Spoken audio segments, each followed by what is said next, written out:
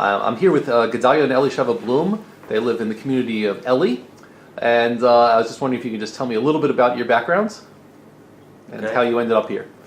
Okay, I'm originally from New Jersey, and following university, I decided to make my way from a birthright program, the first birthright trip that came in 2000, year 2000 January, and I fell in love with Israel and decided that that this is a place for me. And Ellie? I made LA with my family when I was 5 years old, about 25 years ago. And we lived in Efrat. We moved right to Efrat and lived there. And we got married. We lived in Efrat and ended up here. Why did you choose Eli? Well, we wanted to live in Judea and Samaria because of the experience of living with your community, where people who come from outside Judea and Samaria and come inside, it seems like a nostalgic. It's like nostalgia for them. Oh, I used to grow up in a place where people used to actually not lock their doors. I used to grow up in a place where when you moved in and they knew that you didn't have any time to cook or any kitchen, that you would have 5 meals, for the whole week taken care of you. So that's we didn't want to look back and hear these stories. We want to give them to our own children. But specifically, Eli is we want to live in a community where there was a lot of space to move.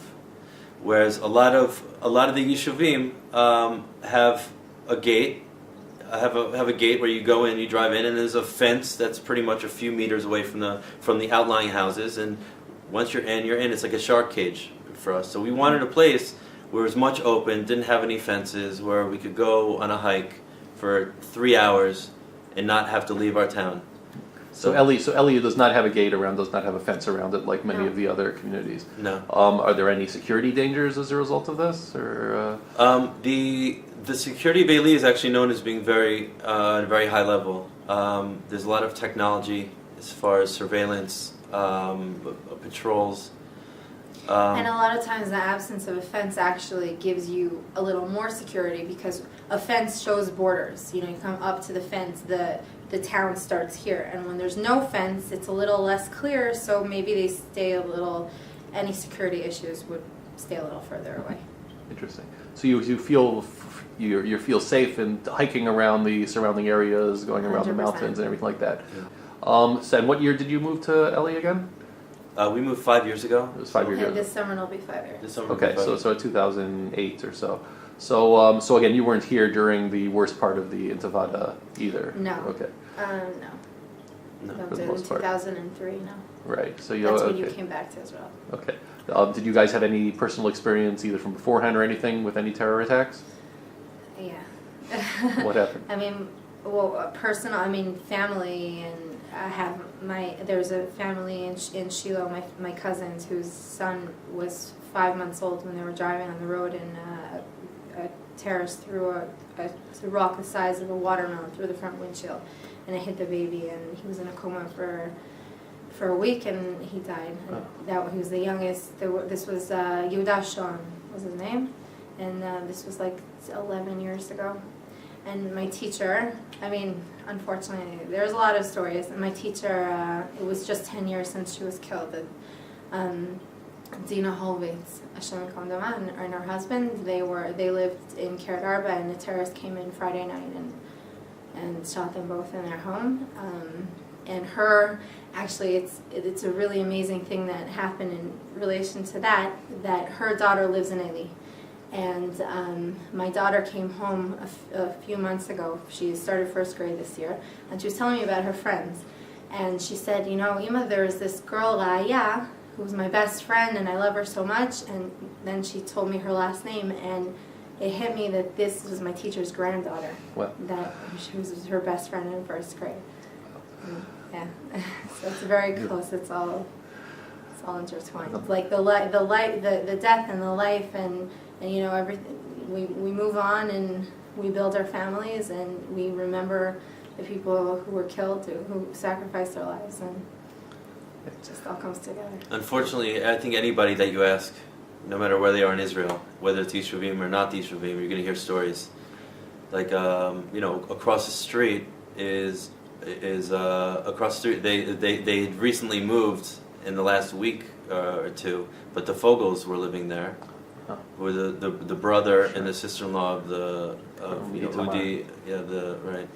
So there's definitely a sense of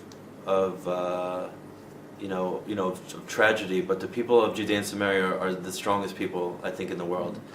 And the resolve is just to say, you know what, we see death and we run to life, and we're going to create more life. My understanding is that Eli has both religious and non-religious. That it really doesn't. That everybody seems to get along over here very well. Yeah. I think for the reason is that in our community, for instance, Eli is split up into 7 different communities, 9 different communities. Our community specifically, there's a very strong resolve in teaching your children not to speak bad against other people. So just because you don't agree with people, their lifestyle, there's a complete mutual respect, which really it's a really amazing situation. People come out here and they always say, "Oh, it looks like Tuscany." Like "Ze nira kmo chutz laaretz." It looks like, because they don't come on vacation out here. They would go to Europe. Not just that, but to drive a half hour from Tel Aviv and stand on a ridge of a mountain and look down and see Tel Aviv on a clear day, and then they realize, we're going to give this to who? With what weapons? With what history they have? We're going to give this to them. This is going to pacify them. Here's the thing: is I think that most people would agree on creating an Arab state in Judea and Samaria if they thought there would really be peace. But there's no indication that there would be any kind of a peace agreement because of, again, of what they're telling us, of what they say in their language. The Fogels, that didn't come from, they weren't sent by a terrorist organization, the terrorists. They just decided, they were inspired by the propaganda, and they decided one day that they were just going to go and murder a family. Like, that drove that point home, that there's no one really to talk to on the other side. The Jewish people, no matter where you're from, whether if you're from Zimbabwe, whether you're from India, whether you're living in Tel Aviv, whether you're from New Jersey, whatever it is, they say Israel's land is the Jewish homeland. It's the Jewish homeland. Why? Because we have a history there. That's where Avram, Yitzchak, Yaakov, even if they're not religious, they know that the Jewish people, this is their birthright, this is their land. Okay, let's go in our time machine all the way back, okay? And we're going to go back to 3,000 years, where our connection is to this land, what we justify today to be here. Where's the center of the country? Is it Tel Aviv? Is it Petah Tikva? Is it what? It's Judea and Samaria. This is the center of life for the Jewish people in what we use today to justify our existence in this country. So what happens if you create an Arab country and relinquish this right to the whole basis upon us being here? To the original Jewish homeland. You relinquish any right to anywhere else in this country, because all of a sudden it's so much easier for them to say, why are you in Tel Aviv? What right do Jewish people have in Tel Aviv? Sure. Show me scientific evidence. Artifacts, anything. You have nothing. You have nothing. Sorry, everybody in Tel Aviv. Now you have to go. And this is why it's important for Judea and Samaria, because without Judea and Samaria, there's no reason for any other Jew to be here. Once you relinquish that, there's every single excuse or reason or whatever you want to call it is out the window.